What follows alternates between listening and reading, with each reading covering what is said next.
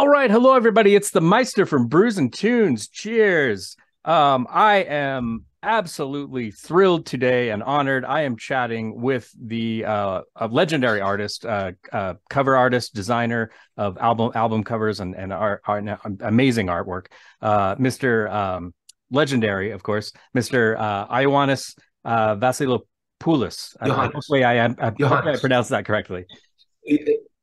Yeah, just my first name's Johannes. I only go by my first name. Okay, Ioannis. Thank you so much for chatting with me today. Like I said, this is truly an honor. One of my all-time favorite artists. This is thrilling to be able to chat with you. So thank you again for joining me. How are you doing? Fantastic, and yeah, joy to do this with you. Great, awesome.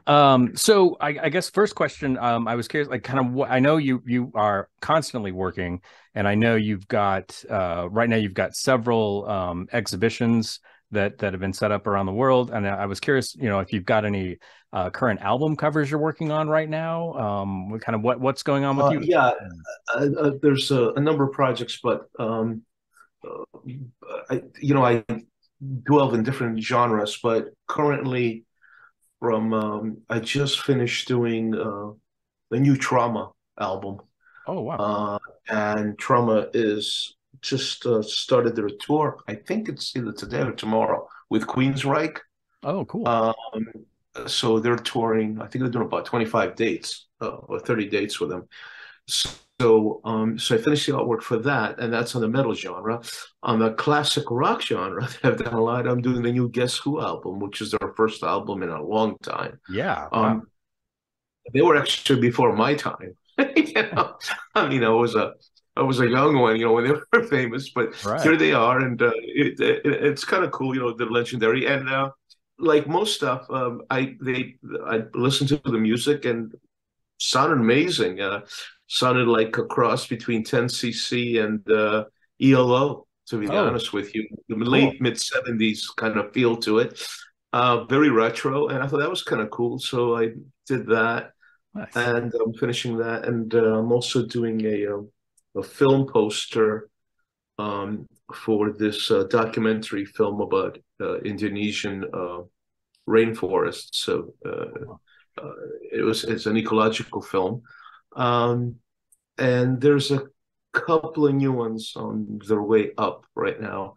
I had finished just doing the new Alan Parsons project, and now we're talking about doing artwork for a world tour. Oh, very cool. That Alan is going to do, which I think is going to be his farewell tour. Not really sure, but at least that's what's being talked about right now. Interesting. Wow. Yeah, again, yeah, you're a busy guy. And I mean, that's the thing, is your resume is long and very prestigious. I think for listeners that are, anybody that's listening to this that may not be familiar with your name, they're definitely familiar with your artwork. I mean, the list it's huge. I mean, Deep Purple, Fate's Warning, Quiet Riot, which you've got a painting behind you at the Quiet Riot album. Oh, yeah. Looks like one of the pieces. Yeah. Blue Oyster Cult, Liege Lord, Warlord. I mean, the bands you mentioned, that you're currently working with, Overkill. I mean, you've done so many things, and been so influential, I think. In fact, I would say, for me personally, hugely influential in the fact that the reason I got into Fate's Warning was because of you, was because of your art, was specifically this album that's here. That's really kind of you, very kind of you to say that. Yeah. Oh, yeah. I mean, the Spectre Within. I mean, I saw that, a million years ago, I saw the album artwork, and I had heard of Fate's Warning. I kind of had a vague idea of who they were at the time. And this goes, this is way back in the 80s. But I saw the album cover art, and I said, I have to own that. I don't know what that is, but I have to own it. So I fell in love with the music, of course, but it was really, I mean, Fate's Warning should thank you. I mean, the reason I'm a Fate's Warning fan is because of your artwork. And I don't usually do that where, occasionally an album cover will fascinate me and I'll buy it, but it's, usually it's more the music, but, Fate's Warning, it was specifically, you know, The Spectre Within was that album cover was what drew me into the band. And I love their music as well now. So of course, and I own multiple albums, but I think, yeah, I mean, your influence is far reaching, I think, in a lot of ways, not just visually. So, oh, thank you. That's really kind of you. I mean, that's cool kind of to hear it because, you know, for me, when I was 13 or 14 years old, that is, you know, that was the experience that I had. I mean, you know, a lot of the bands, the music that I got into was because of the record cover artwork of the artists that I worshipped, you know, essentially, you know, that I was became a big fan of course, most notably, and my biggest influence, quite, was Roger Dean, you know, oh yeah, his of course. yes. I mean, he was sort of like, you know, he was the premier, you know, and it made sense to me because I was a huge comic book fan. And his art was a perfect transition between comic book fantasy and rock and roll, which was always a sort of combination there. And it was great. And I think that's the best. I mean, you know, I think that's when an album cover designer really brings to the table, you know. You know, Derek Riggs is another great example. Oh yeah. You know, I mean, the band Iron Maiden is an amazing band, and I'm sure they would have done just as well, regardless. But Derek Riggs creating that artwork and that look for them, and that took him to a whole different level, a complete different approach. Yeah. And it's great, and when it resonates with the fans like that, like yourself, that's when you've done your job right. That's when you know you hit it. And it was really funny with Fates Warning when it happened because they were a young band in Connecticut, which is where I resided. I think they got my name because they were up at a radio station that was playing a college radio station, and they were playing some of their music. And they were, you know, they had just started recording. That was really their first really official album that they recorded, because the previous one was basically their demo tapes that Brian Slagle put out, you know, the night on Brocken. So this was the first time they really were doing an album properly. And they got my name. And I at the time, had started working. I was young, you know, I was still in college, and I was working at Lieber and Krebs, which was a management agency that managed Aerosmith and AC/DC and Michael Schenker, you know, and all these guys. And I had, you know, I was learning my chops there, and I was doing an album cover for this band called Heaven. That actually the founder of the band and the head guru behind it, the creative guy, was a friend of mine, Paul O'Neill, who went on later to create the Trans-Siberian Orchestra. Oh, wow. But so while I was working on that album, that was 1985, I met these guys, and it was just, you know, it was a quick job kind of a situation. But when they played me their music, I was really impressed. I'm like, wow, you know, this, you know, I picked up, you know, Black Sabbath influences there, and obviously Iron Maiden, which was, everybody was being influenced by Iron Maiden in the early 80s, you know. There's so many bands. And I remember us talking about the artwork, and, you know, they needed it very quickly. And so we were just kind of leafing through some ideas and stuff. And Jim Matthias, the guitar player, the founder of the band, saw a drawing that I had done in school. Oh. And it was just for a course, and it was a sketch. He goes, "What's that?" And it was that character. And I said, "Oh, well, that's something I'm working on. I'm just kind of playing with." And he said, I want that. Oh, interesting. That should be the cover."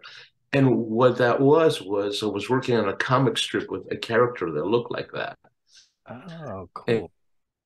And, I had just gotten a book on H.R. Geiger's artwork, which was, you know, I had become a fan of, and I was playing with that technique of just pure airbrush, of just black ink on white paper, which is how Geiger paints. Geiger, for you guys, your fans who are not listening, is the guy who created the artwork for Brain Cell Surgery for Miss Lincoln Palmer, but then he's more well known later when he was discovered. He's the guy who created the whole look for Alien. Yeah. You know, amazing artist. The whole look of it, right? And of course, his artwork is just unbelievable. And I remember finding his book.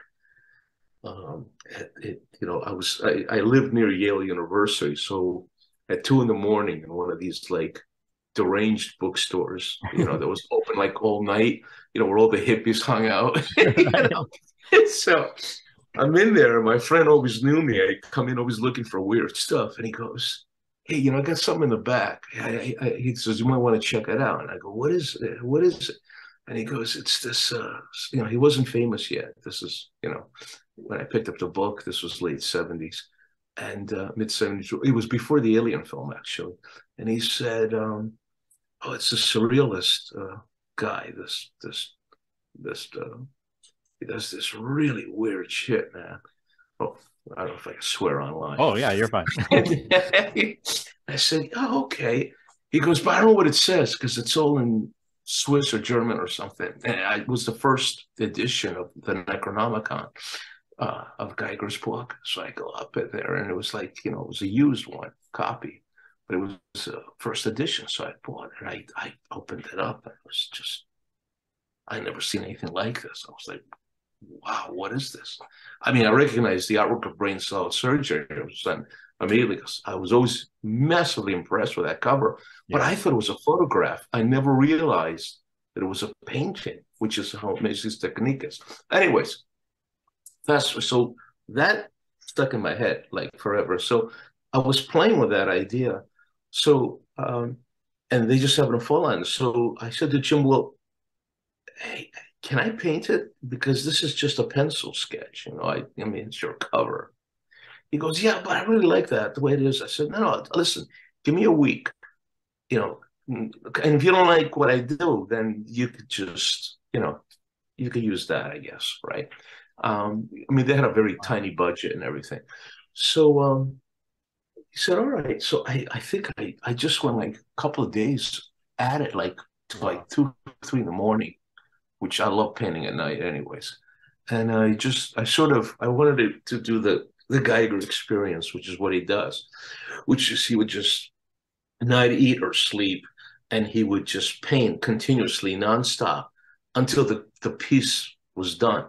It's almost like he was in a trance. So I thought, okay, you know, you're in college, you try because of crazy stuff. So I thought I'd do the same idea. You know. Oh, wow. You know, delusional. So I'm sitting, and I remember about 4 a.m. I step back, I take a look at him, like, wow, this is really taking on a really bizarre look, but this is really happening.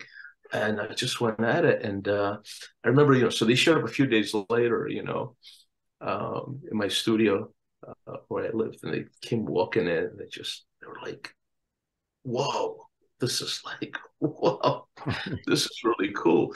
And I was happy that they were nuts, and they were happy about it. And so we back in those days, you know, I FedExed the painting out to Brian Slagle, you know, who runs Metal Blade Records. And you know, Brian was just, he said, "Why? This is cool." He goes, "It's like," because everybody was imitating Iron Maiden. Everybody wanted mascots and everything. So this is like something like that. He goes, "But it's its own thing." And Brian got so excited, he started asking me, "Well, can you do some more covers for me?" But I don't have much of a budget. But I said, "Yeah, sure." And Brian goes, "Well, what kind of paintings you got?" And I showed him some paintings that I had for a comic strip I was working on, and Brian started picking them, and he's like, "Okay, that one," and that became the Warlord painting, and that one. Cool. So a lot of that stuff was done, you know, was going to be a graphic novel actually for Heavy Metal magazine, but I never got to complete it, and they all wound up as album covers. Then I started making more money doing album covers, so I didn't want to do comic books anymore. I just stuck to doing album covers. That's so cool. So, so I know this is a really long answer to your question, but I just want to tell you how it all started. And yeah, you know, it's really funny. I had written an interview by a musician that I'm a big fan of, Steve Wilson of Porcupine Tree. Oh, yeah. And something that caught me that he said was something that they're saying is that sometimes, you know, you go into a project and everything seems to be right. You know, I mean, there's money behind it, and there's a, you know, in his situation, he said there's money behind it, and there's a label, and there's the right producers and everything. And it was what's happening with Heaven. I thought it was going to be my big break, and it was a good piece of art. And other times he said, you're just sort of left alone. You kind of do your own thing, without any consideration if it's commercial, if it's going to be popular or anything. I mean, you're just inspired. So it's organic. It's not something that's conceived. Yeah. And he goes, I'll be damned. He goes, 9 times out of 10, that's the thing that hits the nerve and gets it going, not the thing that it was supposed to be. And that's what I've found. I mean, that's the lesson I learned, and I carry it on with me, is that when you allow the process to be natural, when you're just creating, when you're able to collaborate with the musicians and do something outside of the commercial pressures, and you follow your instincts, a lot of times that's the most successful pieces of art. Yeah. The situations that I get into, and it's unavoidable, especially with big bands with huge names, where there's a lot of pressure that, you know, the artwork's got to be right, and there's so much money riding on this, and everybody double checks and triple checks everything. They're worried. Sometimes it comes out all right, and a lot of times it's just, you know, it gets a job done. It's professional, but it doesn't hit that nerve. Yeah. Kind of that it does passion, with fans. Right? Yeah. And fans have a way of being able to tell that. They could tell when something is right, when it's cool, when it feels right, and something that's commercial, corporate, contrived. Right. You know? Again, I don't denounce anybody any way they work, but I found even when I speak to other designers or artists or friends of us who work in the field, they pretty much say the same thing. You know, when it comes natural is when it works out the best. Yeah, I think that's well said. I think that's a great point, and I think I mean, I think you nailed it on the head. I think, you know, fans and you know, just you can sense when something just cranked out, you know, corporate. You know, it looks like everything else, and then when there's passion behind it, and that's what I love about hearing. I never heard that story before about you working throughout the night on the Spectre Within album cover. That's amazing. That's so cool. And and it definitely, I'd always thought that, I mean, I always knew that you were a big Roger Dean fan, and you can see it in a lot of your work. But I always wondered if there was a Geiger influence. I wasn't sure, but I thought there might have been, especially because of the airbrush work that you do. I'm like, he's got to be into Geiger. I know he's got to be into Geiger, but I wasn't sure. And I didn't want to, you know, just project that on somebody. But I mean, yeah, there's got to be some Geiger influence there too, which is a cool combination of artists. I think when you're growing up, when you're young, I mean, and there's no shame to it. I mean, you're gonna be influenced by what you think is cool. And you know, if you interview a lot of musicians, you've interviewed a lot of artists, they're all going to give you the same story. I mean, it doesn't matter. I mean, I'm sitting there with Roger Glover at Deep Purple, and we're talking, and I was not surprised when he started rattling off what influenced them and what they thought was cool. Yeah.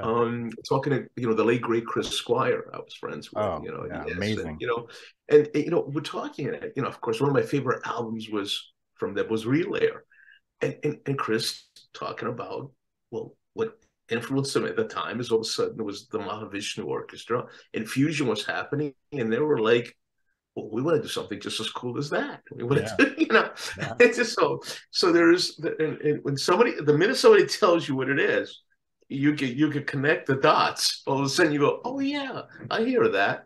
You know, this is where it came from, you know, and it's the same thing. So, I mean, I'm pretty much a product of what was going on in the 70s, right? I mean, that was the scene. It was Frank Frazetta, Roger Dean, Black Sabbath, Yes, Zeppelin, you know, Heavy Metal Magazine, comic books, you know, so it's my wife here. It was a live interview. We're on camera, but it's okay. Hello. Shut off the blinds, so this is going on. Okay. And it's, you're just feeding off, you know, what was happening, so yeah, absolutely. Yeah. Unashamedly, I'm a product of all those things. That's fantastic. I did want to ask you, so I was really, that was great learning about kind of by the way, just one last thing I just wanted to say. I didn't mean to interrupt, but it's so cool now is that in my mind, right, those guys are the legends. They're the greats. They're the guys that to this day, I look up to, right? I don't see myself there, right? Really? But I guess you never do, I mean, it's just the way it is. But it's amazing that I have artists and designers and young illustrators who now look at me the way I looked at Roger Dean and Frank Frazetta and Geiger, and tell me, "Oh no, you were my influence because of this, or you were my influence for that," and it humbles me, and it just absolutely amazes me. Yeah. I'm like, no, yeah, I know, but like, if you look at this Roger Dean guy, he's great. He's the guy that I'm a fan of. I mean, they're like, yeah, he's good, but well, you're that guy too. You're that guy too. I mean, that was the thing for me. I mean, there's a handful of, and there's a lot of great artists out there, don't get me wrong, but for me, there's a handful of like really amazing album cover artists that have been just the classic, like you said, Roger Dean, of course. I would say, you most definitely. Also, I have countless. I don't even know how many albums I own with your artwork on them. In fact, I'm staring. I have a poster of Hallows Eve monument, like right in front of me. You can't see it from where you're sitting, but it's right in front of me here in my studio. But I mean, yeah, I'd say, you, Roger Dean, Derek Riggs, as you mentioned, another huge, I'm a huge fan of him. And I don't know if I'm pronouncing the name correctly. It's either Hugh Symes or Sims. No, who did all the Rush. Yeah, Hugh Symes from Rush, who's actually he's a fan of the guys who started it all, which is Storm Thurgeson and Aubrey Fowler. Oh, and Storm, Storm Thurgeson. Those guys are the gods. Oh, they're amazing. Those guys are the gods. Yeah, amazing. And you can see and I would say, you're, obviously you're an amazing painter, but you also, for those that don't know, I mean, you do a lot of just design of album covers, like, like Dream Theater, you did their first, full length album. And that has those kind of elements. I mean, you're not copying that, but it has those kind of elements of like Hypnosis and Hugh Syme and, kind of that vibe. I thought, and several of your other, the later Fates Warning albums and things like that, you definitely have such a great eye for design, both in painting and in photography and just layout, with your albums. And again, it's just like the list just goes on. It always blows me away, like when I see your name on like, oh yeah, of course, that's, like, and I just have this giant list of how, I have so many CDs and vinyl albums where like, oh yeah, that's Ioannis, that's his work. I know this, I've seen it before. I know exactly what it is, and I'll, but I love the fact that you're so varied in what you do too. I mean, you look at, you have some things that are very similar, especially at the 80s, there was a lot of the airbrush look. But then, like your Deep Purple work is very different from that. Completely different. Rapture in the Deep, very different album cover, but also incredibly compelling. And I think that's what I love about your artwork so much, is all of it's very compelling. Regardless of what medium you're working in, there's something that kind of grabs you. Even if you're a fan of the band, you're still going to visually like, oh wow, I need to own this. Like this visually, I need to own this package. Which is, and sorry, that's not a question, but I just wanted to convey that. I think, for me, you're one of the greats. You're up there with all of those guys you mentioned. As the people that study under you. I think, I'm in the same boat with them, where it's like, yeah, you're right up there with, Ed Repka and, Derek Riggs and all of those guys. So yeah, I again, this just really kind of need to say on that, but yeah, I mean, it went this way, partially because of the way I approach stuff, but also because of necessarily was a need. I primarily started, what I wanted to be was a comic book artist. What I loved was fantasy art. I grew up watching, reading comic books and watching Saturday Morning, and having emigrated from Greece when I was young with my family, and American culture was just a huge influence on me. So and I thought I was going to be a comic book artist, and I was heading in that direction. Of course, by the time I was 14 or 15, rock and roll became a huge factor in my life. And I wasn't even sure I wanted to be a musician or an artist, but I stuck more to the art thing. And that's what was going. And but also, being such a huge fan of music, I became a fan of album cover art per se. So where people, I'm self-trained. I didn't have any art courses or stuff. And actually, I didn't take art until I went to college. Oh, wow. Formally to study art. But by the time I was in college, I was already working professionally. So it was a weird kind of a thing that was going on. It took me forever to graduate because I would just be cutting classes.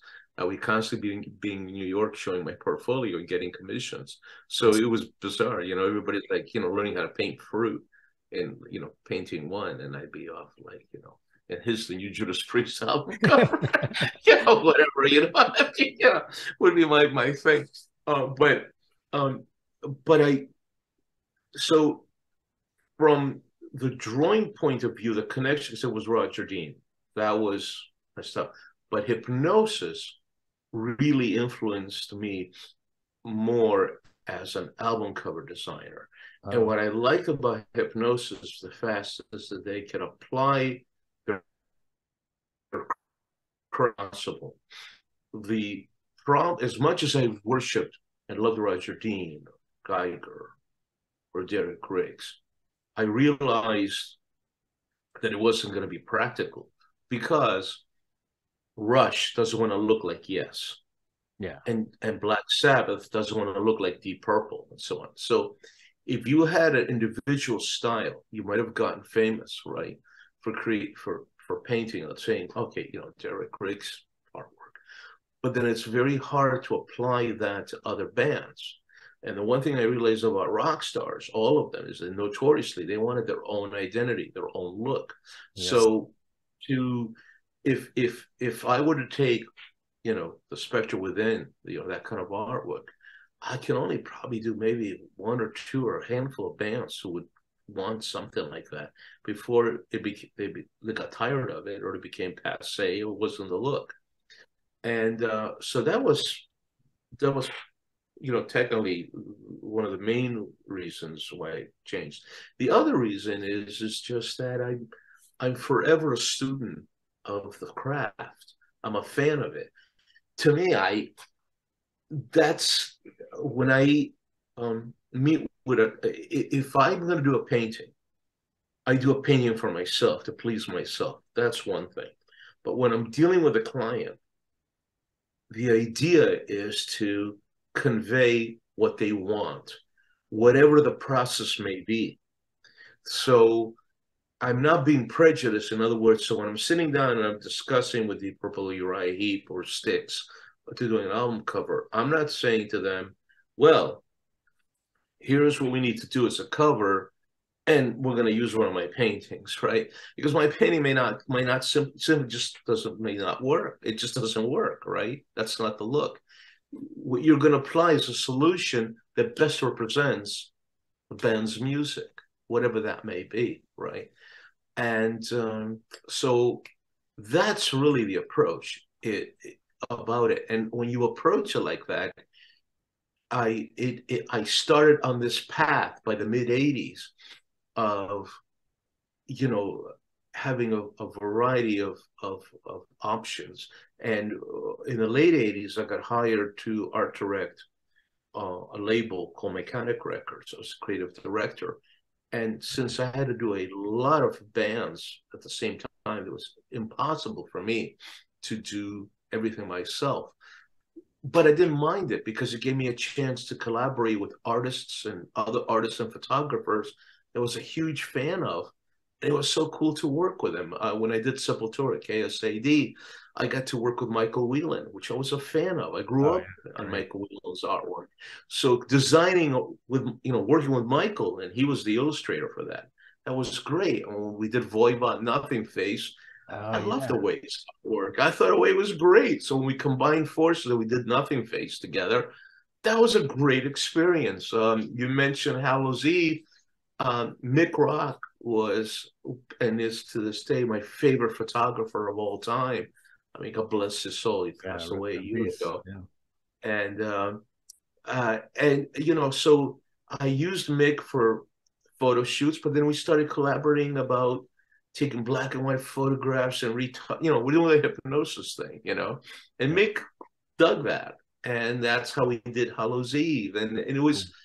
So it was always fun and varied and exciting, you know, and it was wild because I could do the year I was doing Fate's Warning, Awaken the Guardian, which was, you know, pure classic sci-fi fantasy, Rodney Matthews influence, Roger Dean kind of a world metal. Yeah. At the same time, I was doing Johnny Winter's album, which was a blues record. It had nothing to do with it. But to me, that was exciting. It was fun. It was different. Yeah. And that's what's so great about my craft today. And in the long run, it really helped.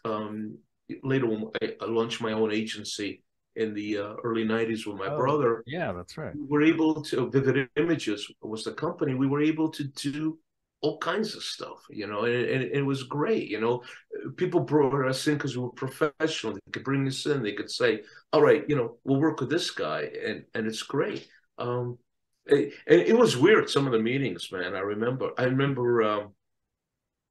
you know, when I got the nod to do King Crimson,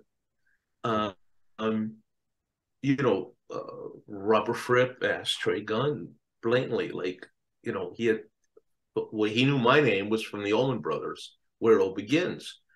So he said to him, what the hell does mushrooms and the Allman Brothers have to do with us? You know, why this guy? And Trey had seen my work that I'd done for him. He's like, no, he gets it. Wait till you see his stuff. That he understands what King Crimson is about today, what he wants to do. And until I saw, you know, that was the album cover for King Crimson. So it's been like that. But the goal in the end, which really warms my heart, is what you just said, is that I approach, though, everything from the perspective of a fan, being myself. I know what it's like to be a rock and roll fan. Because I was a guy who was, when I was a kid, sitting out waiting to get tickets in the rain. Back in those days, right? I remember that. For computers. I'm the guy who was, you know, running down to the midnight releases to get the first record coming out at midnight. They would put out they would bring the first releases, and I would scour through the liner notes and listen to music and look at the artwork and everything. So when I'm sitting down with the band, I try to put myself in a position of the fans of the band and what they think would be cool and what would get them excited about it. So that's the mentality I apply. And it's cool because, you know, you're in different camps, you're dealing with different people, different creatives. It's like being in this amazing freaking creative buffet. Yeah. And you know, you never have to eat the same thing once, right? You're like, it's like, okay, now I'm working this jazz record. That's cool. And tomorrow morning I'll be doing this death metal doom record. That's cool. And then next week, I'm, you know, working with Litter Skinner, and I'm gonna get to the Southern rock vibe, man. You know, and it's wild. It's fun because I have different fan bases who buy my prints or my art and everything. Yeah. And it's amazing. Some of them just know me for what their genre is and don't, sometimes they get confused, like to the Allman Brothers and Bob Weir fans and all that. They think I'm, you know, this psychedelic herb, right, you know, guy. And then there's, you know, the Fates Warning and Trauma and those kind of guys. And I think I'm like this, you know, death metal, you know, dude. Yeah. And then there's the progressive rock guys, and there's, you know, and it's totally cool, you know. Yeah. I'm all cool with it, man. So that's great. Yeah, it's very expansive. I think I was curious about, and maybe this is probably a loaded question, but it's also probably varies significantly depending on the band and you know, the musicians that you're working with. But I was curious, kind of how you know, the development, is it in terms of, and again, I'm sure it's different with every band, but when you get hired to do an album cover, is it kind of, what does that look like? I'm curious what that looks like in terms of like the concept. Like, do bands say, hey, I want to do this? Or do they, like, especially now that you're so well known, like, hey, we just want you to do our album cover. Here's the concept of the album. Come up with whatever. Like, does it kind of vary with each artist on what kind of the approach that you have for the album cover? Yeah, I know, you're right. It varies. The most pleasant thing is they call you up, they've seen your work, they know who you are, and they like a particular style, and they go, you know, that, and they give you a point of reference. They go, you know, the album cover that you did for blah, blah, blah, blah. That's amazing. Can you do something that looks just like that? And you say, okay, and basically sort of leave you on your own, and they just tell you, you know, go at it. And I come back with ideas and, you know, or a concept, and I very rarely do I do pencil sketches or anything like that. I do it real time. Oh, really? I just do it. I just do the concepts, and it's almost finished with the minor adjustments. That's the best way. And then they go, okay, great, let's go work with it. And other times they have a very specific idea what they want, and other times I'll get called, which used to happen a lot in the earlier years, not as much now because I'm more well known. In a sense, they bring you in because they know you're a professional, and they're saying, okay, listen, we know this guy can handle, so, you know, you have a good reputation. We've seen, you know, what you've done. This is what we have. This is what we're dealing with. What can you come up with? You know, so it varies act to act. Like some of them have a very strong identity. They know exactly what they want and how they want you to do it. And other times you're left on your own devices. My assumption on this stuff is that I love collaborating with musicians. I'm willing to listen, but it seems to me that if you're going to go hire somebody, what's the point of hiring someone to do the job if you already know what you want and how you want it done? You want to do it yourself. In other words, it's like going to your doctor and telling him, well, I'm going to tell you what's wrong with me. I'm going to tell you how you're going to cure me. Right. You know, it doesn't make any sense to me at all. I mean, you know, I'll gladly take the money, but you're not really bringing anything to the table. It's like the same thing if you're going to record an album with a famous producer and you're instructing him how you want him to produce the album, then what's the point of bringing his talents aboard if you're not going to allow him to flex his muscles? But the process varies. But 9 times out of 10, they play me some of the music. They show me the lyrics, the title. They might have an idea, but a lot of times they actually don't. And they go, "What do you think of this?" And to me, you know, that's the coolest part of the process, because it's really great to be sitting in the presence of someone like Tommy Shaw of Styx, or Alan Parsons, or Roger Glover, and or Greg Allman for that matter, and have them play me a piece of music, and you go, and I go, so what are you thinking of? What do you think? And then I tell them, and they just kind of look at me and they're like, wow, man, that's really cool that my music makes you think like that. And that's the coolest thing for me, nice. Taking the money away and the fame and all that, it doesn't, that's not important. I mean, what still gets me excited, what thrills me, is the same thrill that I felt when I was 14 or 15 years old, which is it's cool to do something really cool with rock and roll musicians that I love so much. Yeah, that's really cool. Are there any? I would always listen to the music and dream images to the music, and the fact that I can actually do that and earn a living from it blows me away to this day. Yeah, that is very cool. That's amazing. Are there any artists, any musicians that you would like to work with that you've never worked with, or you're like, oh, I'd really love to do an album cover for so and so? And do you ever approach fans? I have just about worked with just about everybody I kind of wanted to. It's funny, a lot of people have asked me that question. And I'm constantly discovering stuff, I'd love to work with. And there were some really amazing near misses. For one reason or another, it didn't work out. It was a last minute thing, or things changed in midstream, so I never got to go all the way through the project. And there's some notables. Twice with Black Sabbath. Oh, wow. Twice with Judas Priest. Oh, wow. I even was up for a Yes album, and I walked away from the Yes project because I am such a huge fan of Roger Dean, and I feel he had so much established the style with Yes that no matter who came aboard after that, and some tried, even when Yes went through a change in the early 90s, with the 90125 look and so on. Yeah. But still, it is hard not to be compared to that.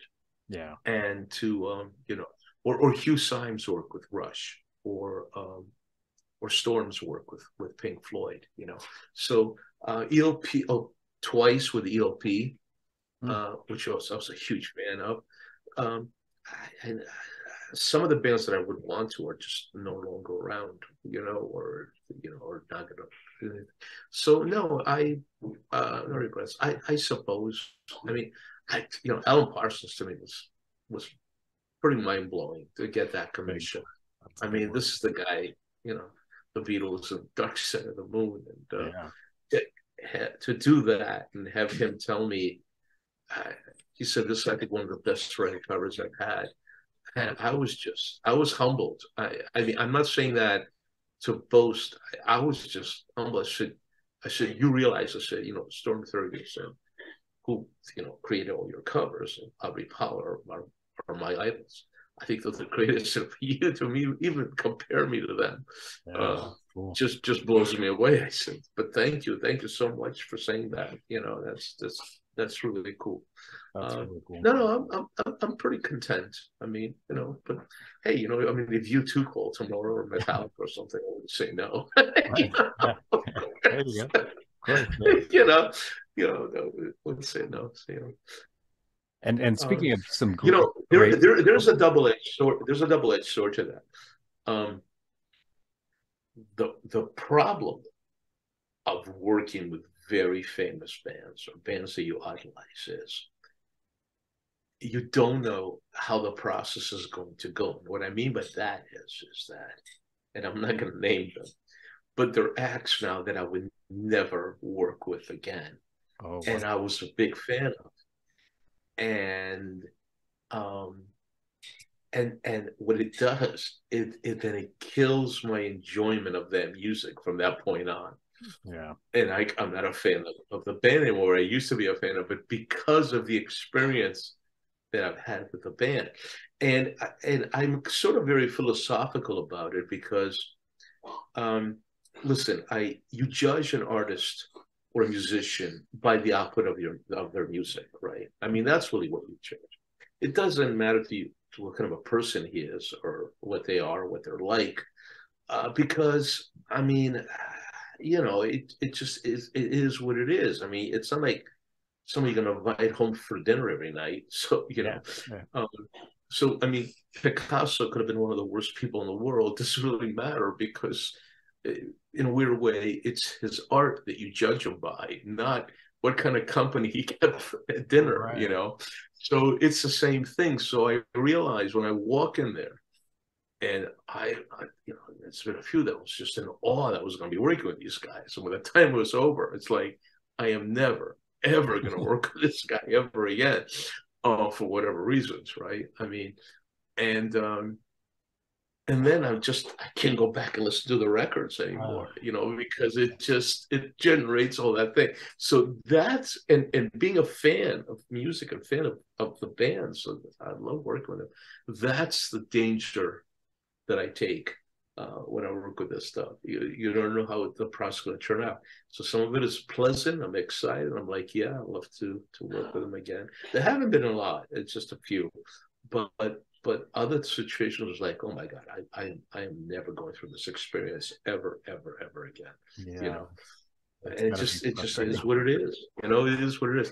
It's like going to a dinner party, and some of them are great. You make friends, and some other place you leave and you go, Jesus, you go to your wife, don't ever let me go out with these people ever again. Exactly.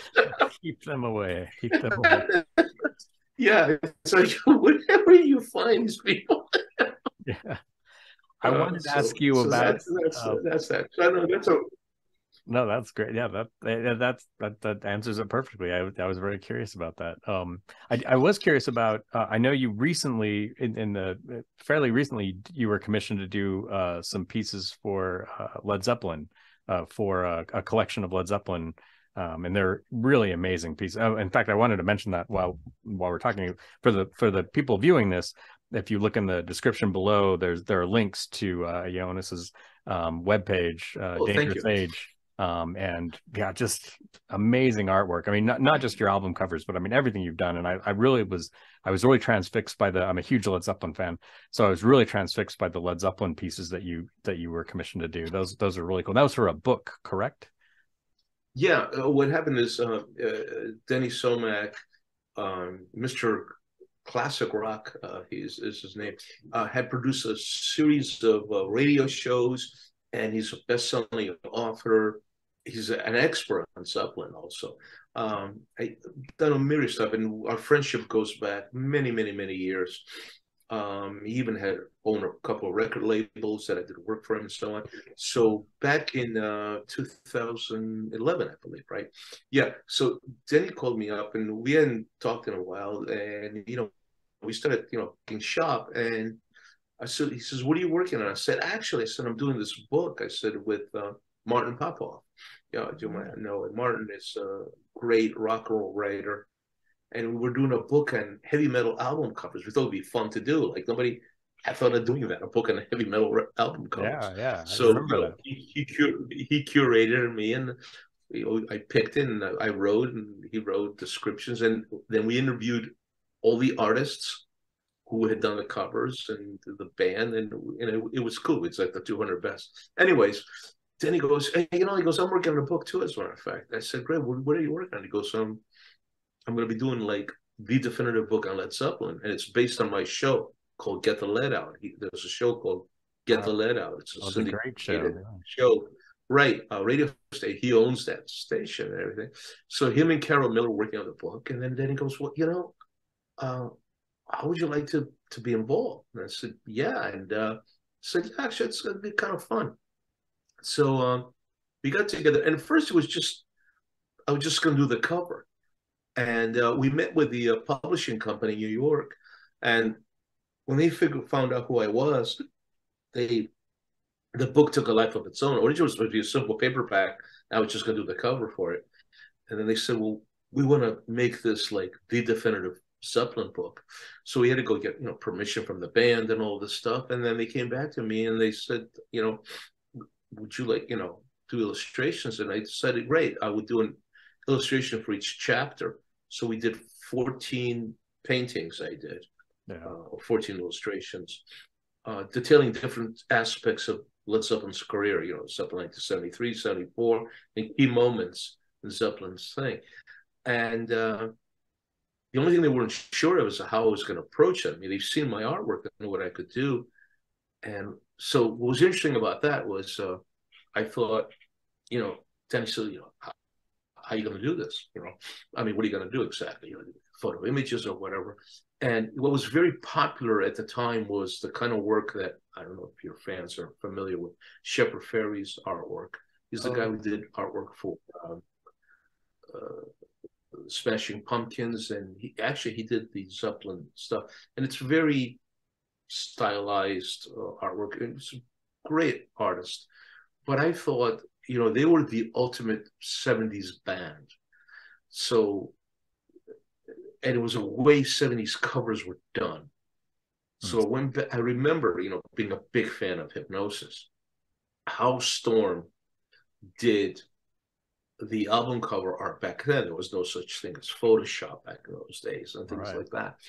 So the way he created fantasy art, there was one way to do it, which was, Roger Dean style, but that wouldn't work. Paint it, like the way, Ken Kelly painted Rainbow, or that wouldn't work. The way they did it, the way they did Houses of the Holy is they shot black and white photographs, and then they sort of screened them. They stuck them on a board. That's like the Houses of the Holy. So they could have made it like a collage, and then they airbrushed them with inks, and it gave the photograph a very surreal look, which is how a lot of that artwork that they did in the mid-70s, David Bowie's cover, Ziggy Stardust, Spiders from Mars, it has that surreal look, and that's the way you were able to accomplish it. I was a big fan of that style. So I thought, okay, that's how I'm going to approach this.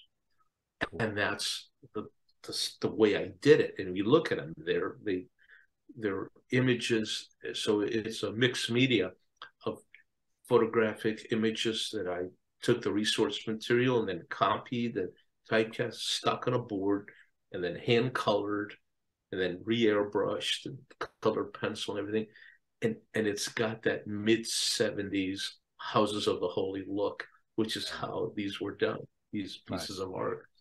And that's how I approached it. And it went over really, really well. All the originals have been purchased by collectors.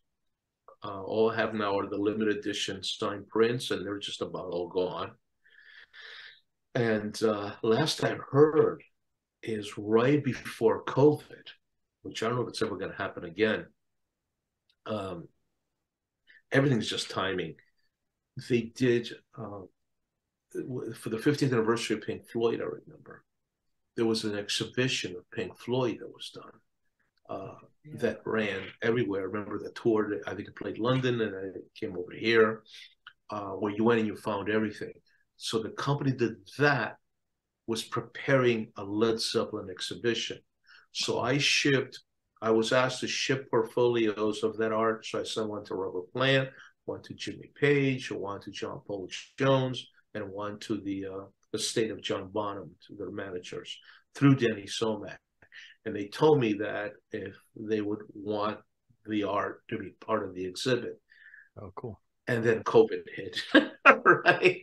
And like everything else, a ton of things got scrapped, bumped. And since then, I haven't heard, and it was going to be 1969, it would have been 2019, but that's when it started happening, 2019, 2020. And it hasn't been, in Zeppelin, things like with them, there's constant things being offered, being done, being talked about, and it's always, any second it could happen or may not happen. So I don't know, maybe revisit it. I would have been just completely amazed if that would have happened. That to me would have been told my wife, if I drop dead after that, I'll be happy with life. Yeah, that would be great. That would be the so ultimate pinnacle. But I haven't heard anything about it since. Then there was a talk about doing a follow-up to the book, but I haven't done it. But hey, listen, if that's all it is, then that's great. But by the way, speaking of stuff like that, I have, I have been told so many times about things that got the hell excited out of me. Some amazing concepts of things happening, like, and I've been told about being involved, but I've grown up old enough to know that it's talk until somebody actually writes a check and it actually gets off the ground. And even then, by the time I've seen projects, and I've been involved in projects, and I'm really going to get into them, where we've taken down to the 12th hour, the 11th hour, and everything's been done, artwork, the whole thing, blah, blah, blah. And then last second, the company will pull the plug on it, will change their minds, and will never see the light of day. Wow. And you're like, oh man, all that work, but it just happens, it just happens. That's incredible. Hopefully there's a very long answer to your No, that was great. That was awesome. That was fantastic. Yeah, and hopefully that will come to fruition, because that sounds like an amazing I mean, if that show I think it would be awesome. That'd be awesome great for the fans. But I think they have so many different interests.